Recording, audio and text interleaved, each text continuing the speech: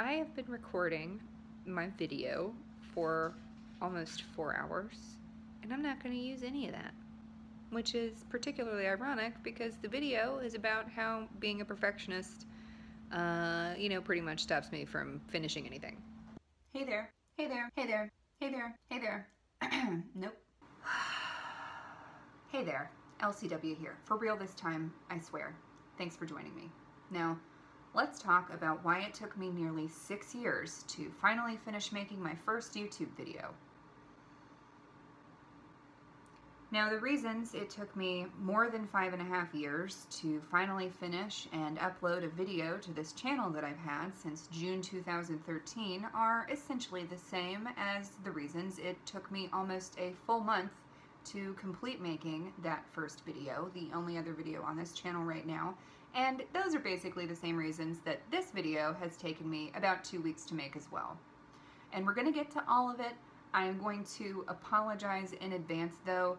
Part of the reason why this is taking me so long to make is that I just have so damn much to say. So I'm sorry if it's cut up to bejesus and is still extremely long anyway, but I really need to get all of this out. And I do hope that some of you who recognize yourself in some of what I'm about to share with you here will learn to stop it, because I definitely need to make some changes. But before I get ahead of myself and have to start this over for the 10th time, let's just take it step by step, and we're going to start at the premise.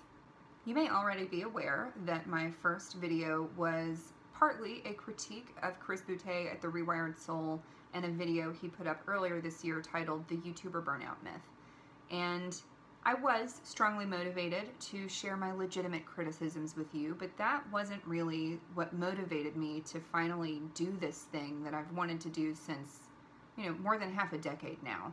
And the thing that actually stirred me so deeply that I finally made a video, actually finished a video, was when I heard Chris say this. I know other YouTubers have higher production value than I do, but you guys, if you put in 40 hours a week, it's really hard for me to fathom a YouTuber not putting out one video a week. As soon as I heard him say those words, I wanted to test that hypothesis. Is it really true that any kind of YouTuber, even a complete novice like myself, could put out a video every week if they just put in the hours? And I think the obvious answer is yes for some people and no for others, because there are different kinds of content, there are different kinds of creators, and all of that is just so variable. And so, like any good scientist, I know if I want to really trust my observations from testing this hypothesis, I need to eliminate as many variables as possible.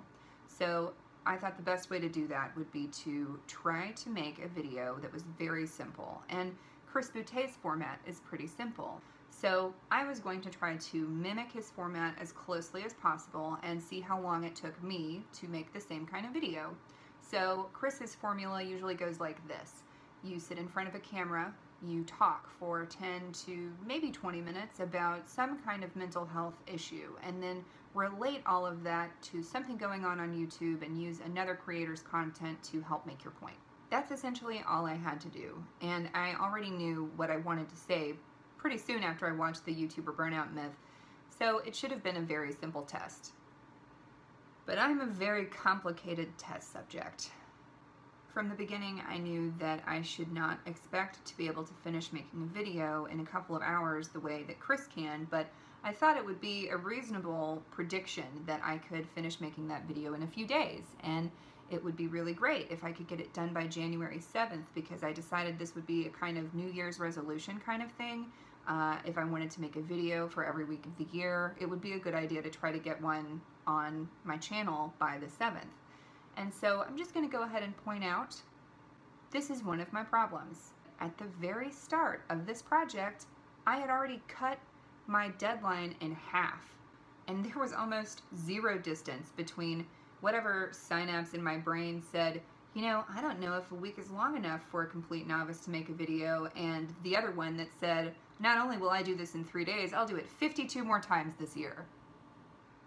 So the day that I watched Chris's video was January 4th, the day it came out, in the evening, maybe about 6 o'clock, and I spent most of the rest of that night working myself up to actually doing this project. But I spent most of the next day just doing research and trying to come up with an outline. I transcribed Chris's video, which might not have been necessary, but it was helpful in making that little table and that little pie chart, which I'm still very proud of. So even though that took a few hours, and Chris Boutte could have made probably 3 videos in the time that it took me to do my research and my outline and transcribe his video, it was worth it to me. And I started really planning out what I was going to do to actually put the video together. So not just what I was going to say, but also, you know, when I was going to use certain clips so that I could plan accordingly. And that probably sounds reasonable, but I need you to see how much work I put into this script, because it was probably more than necessary. Probably is being nice. It was more than necessary, and it took a really long time. And this is always how I've done writing-based projects. I'll follow one of 2 equally inefficient approaches. The first is to just dump everything out of my brain onto a page and just get it all out, say everything I could possibly think to say about it. Sometimes just say the same thing 5 different ways and see which one comes out best, and then pare it all down to just the most relevant, brilliant bits. Or I will painstakingly edit as I write, trying to get each line perfect before I will proceed to the next. And my writing teachers throughout my entire life have been trying to explain to me, you just need to get it out and keep it as simple as possible, and then once you are done, add to it. And that's just something I never took seriously, and I'm pretty sure that is also what contributed to my extreme burnout in my real life job, which does involve a lot of writing on a regular basis. And it was also at this point that I realized I haven't just written for the sake of writing creatively in years. That was something that I used to love doing, and I made it so torturous for myself to do that I eventually stopped doing it altogether. And this whole project was just a nice opportunity for me to realize how deeply I want to change these bad habits that I have and replace them with good, healthy habits that will enable me to actually do the things that I enjoy doing when I want to be creative, because I really miss doing that. So, since I was still working on the script well into the 7th, I realized pretty quickly I was not going to get my video done and uploaded in that amount of time, but I also realized that I didn't need to, because the goal was not to finish a video in 3 days, it was to do it in a week, or really just to see how long it would take me, a novice, to do it at all. But that realization didn't really bring me any comfort. I just ended up putting more pressure on myself. I'm very lucky to live with my best friend, who is also my fiance. We're going to call him Bun. And it's easier for him to notice when I am getting anxious or putting a lot of pressure on myself or getting really stressed out, because for one thing, I have some physical symptoms that make it obvious, but also me being in the midst of my anxiety makes it really difficult for me to be objective about how I'm behaving or how I'm handling my stress, even with his help. It took a long time for me to just relax. So anyway, Bun helped me realize that I was the one that set that deadline, and no one else even knew I was doing this project, so there was no one to disappoint. And it was kind of a good thing that I don't really have a significant following on social media. No one is expecting anything from me except me, and I really needed to cool it. So I kept hammering out the script, but then I ran into this other problem that I had created for myself. I wasn't making that simple video I described to you anymore. I was making something way more complicated, and unnecessarily so. Like, I wanted to add an intro card. I wanted to have royalty-free music playing, at least during the introduction. I wanted to have those little pop-outs that come up on the screen, and I wanted them to have little tidbits of information about burnout. And I had this one just really ridiculous idea. I wanted to cut out Chris's head that he uses in his little icon, and have that little head like bounce in off the frame when I was making criticisms of him and then sort of wave his little head away out of the frame as a kind of flag to anybody who might be paying attention that I was going to come back to that point later and do some reflection on myself and why I felt that way. And you know, that might sound cute. It also might sound pretty silly to just sort of want to do that for your first video, but it would have been way sillier if I actually had put myself through all the trouble of doing all that. That's my boy. His name is Ajax. Just wanted to introduce you since you decided to be a part of the video. Looking back, I think maybe I put all of that time and energy into coming up with all that I was going to say and what I planned to do in editing and just this big complicated vision for this whole project so that I could put off for as long as possible this part where you have to sit in front of your camera and talk to yourself. I knew I had some self-image issues before all of this that still needed to be resolved, but I did not realize how deeply I dreaded having to look at myself on screen while I was recording or in editing. When I first started using my iPhone to record myself, I refused to use the reverse camera where you can actually see yourself on the screen while you're doing it. So essentially I was just recording blind for the first handful of times that I tried this, and just saying that right now sounds so insane.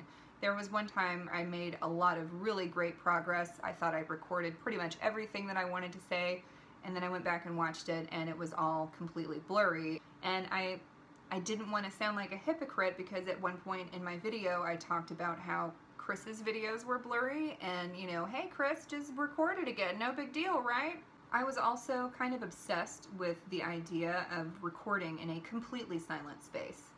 And I didn't want to have to, you know, in editing, remove any ambient sound from my environment. So I actually turned off the HVAC to my house and just sat in the cold with a blanket in my lap trying to get through this recording process. And I didn't want the heater to click on in the middle of me talking and me have to remove that later. Hello. Are you gonna sit on my keyboard? You're gonna, don't you do it. That is not a bed. Are you serious? You're so cute, but you drive me so crazy. Hold on, let me just show you.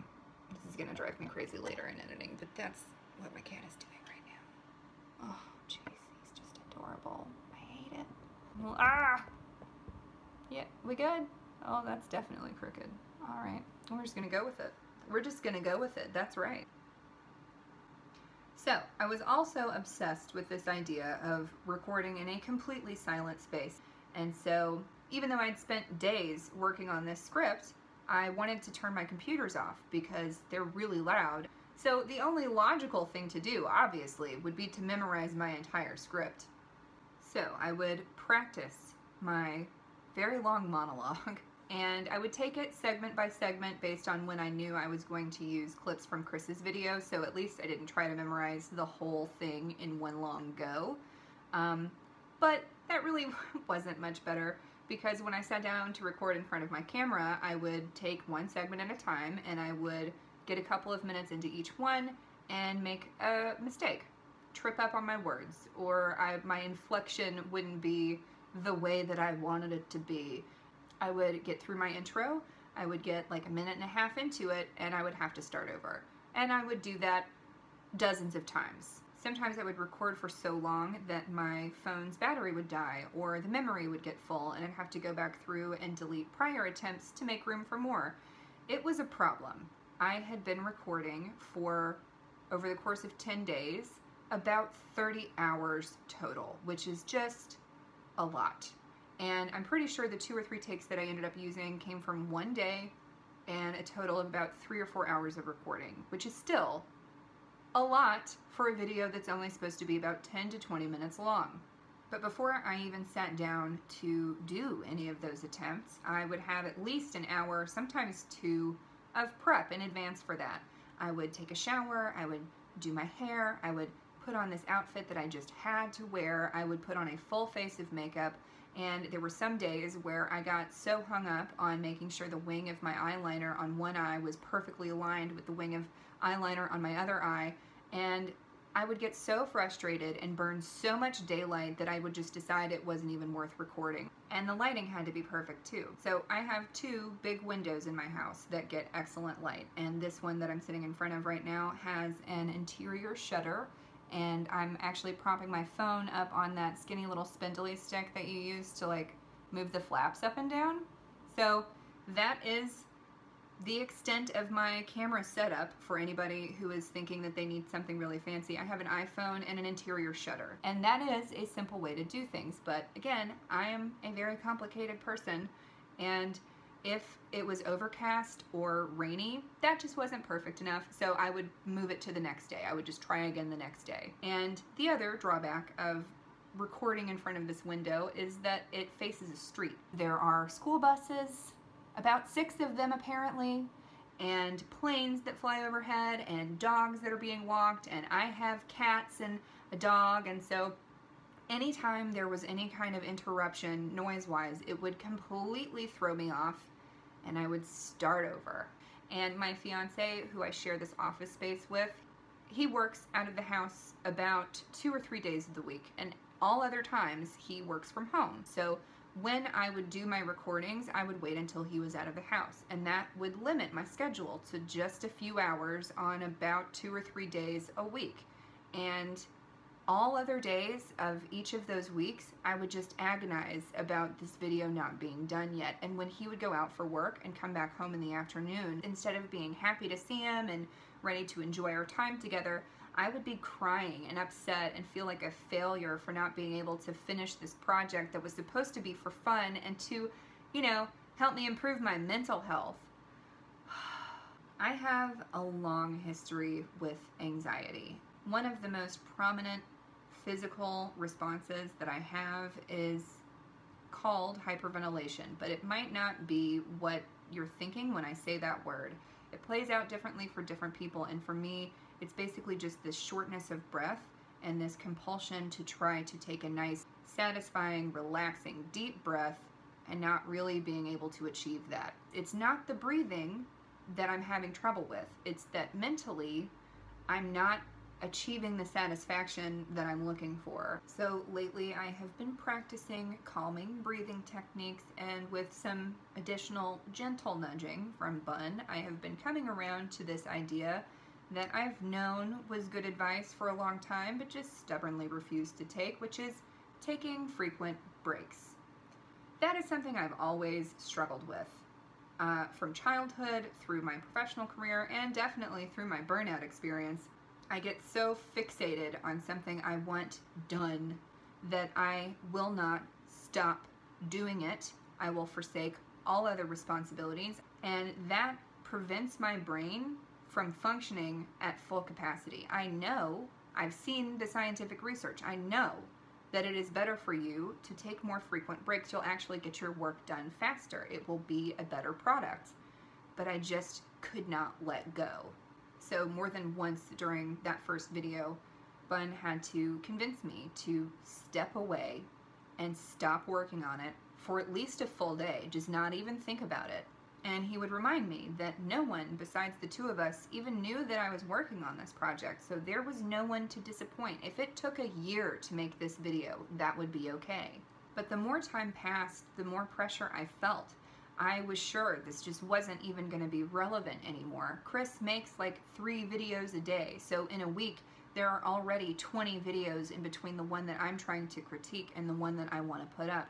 And it took longer than a week. The deadline moved from the 11th to the 18th and then to the 25th, and I think that was around the time that Primink's video came out. So now Chris was all wound up about this other YouTuber criticizing him, and I still have a lot of opinions about how all of that played out, but bottom line, you know, it's time to make this stupid video already. It's not going to be perfect, but obviously it doesn't have to be. Primink's wasn't. So when I finally sat down to record the video that I actually put up on this channel, it was a sunny afternoon. My fiance had gone over to a friend's house. He brought his computer and monitor and keyboard with him. Did you even notice that that just suddenly appeared in the frame, by the way? Probably not, because it's not a big deal. I left my computer on and running so that I could look at the screen and read the script anytime I forgot the lines, and I didn't remove any ambient sound from my video, and it was fine. There was no royalty-free music, there was no intro card, there were no pop-outs, there was no bouncing Chris Boutte head. It was fine. You can see that it was actually a couple of different takes shot at different times of day because the lighting is different, and I just kind of cobbled it together, and at one point the frame is even tilted, but nobody has brought that up or maybe even noticed it because it's not a big deal. It was fine. And I was so obsessive about just the process of making this video, I didn't even have time to think about what was going to happen when I actually put it up on this channel. I did not have any channel art, and it was kind of a minor freak out right before midnight on February 1st, before it turned into February 2nd. And I remember being really upset with myself that I hadn't gotten it done in time for the 1st, because that was really important to me for some reason. It only took like 5 minutes to slap some stuff together, and I don't think anybody even cares what any of that looks like, and they probably wouldn't have cared if it wasn't there at all. But even so, it only took me a few minutes to do it, and it's fine. And I know this is a lot to hear, but part of this process and the reason it's been so hard is not just how much I have to say, but how obvious and how great my level of dysfunction is when I tell you all of this. It's actually a little embarrassing. Like, I'm too grown to be this messy. But I did learn a lot about myself from making that first video and from making this one too. This time around, I caught myself starting to do some of the same bad habits I've just described to you. And I tried to just do things a very different way. I decided not to write a script at first, and it wasn't terrible, but after about 2 or 3 days of trying to record, I ended up with about 4 hours of really good footage. I watched it back and laughed at how pronounced my ADHD was, but it took me 4 hours to watch it all. And as soon as I was done watching, I realized I should have kept some notes of the timestamp of each of the parts I actually planned on using when I cobbled it all together. So I had to watch it all again, but this time I did take my notes. But even with all of that, editing was still really, really hard to do because everything that I had said was just so disorganized and it was coming out all choppy, and I was getting frustrated again, especially every time I heard myself say this: get it all done and then go back and edit. And if you get to that process of editing and you're like, you know what, this is actual garbage and this isn't at all what I meant to say, I'm gonna have to do this over again, that will still take less time to do than if you really did just sit there and try to edit it as you go and get it perfect the very first time. So I took my own advice and I went back and took just a few hours to write out all of my thoughts, and I've got them up on this computer, which is on, ready to remind me of what I wanted to say, and I'm recording this knowing that if I mess something up or if I forget something, I have other footage that I can use to supplement this if I need to, and it's gonna be fine. And this video is being made in roughly half the time that it took me to make that first video, and I know even now it didn't even need to take this long. It's becoming easier for me to convince myself that the stuff that I've been obsessing about just isn't really that big of a deal. But as much as I learned about myself and my potential for improvement from the process of making that video and this one too, I got so much more out of just the positivity and the support and the kindness of all of the people that came and watched that video and left comments. I really cannot possibly articulate to you how much joy and goodness that gave me, and how much it really helped me build some confidence and generally just improve my mental health. Like, yes, it fed my ego, but I think my ego was starving to death. So I really needed that, and I didn't even know until you gave it to me. So thank you, everyone who left those comments. I'm gonna make a separate video to say thank you to all of you, because that's just too important to bury this deep into such a long video about how neurotic I am. So I'm gonna spare you any of that and just go ahead and end this thing. But I really just want you to know how much it means to me and how grateful I am that you're here. And I hope that you are well, and I hope however well you are, it keeps on getting better, because it is for me, and it's an awesome feeling. So thank you for being here, and I hope you can come back and see me again soon.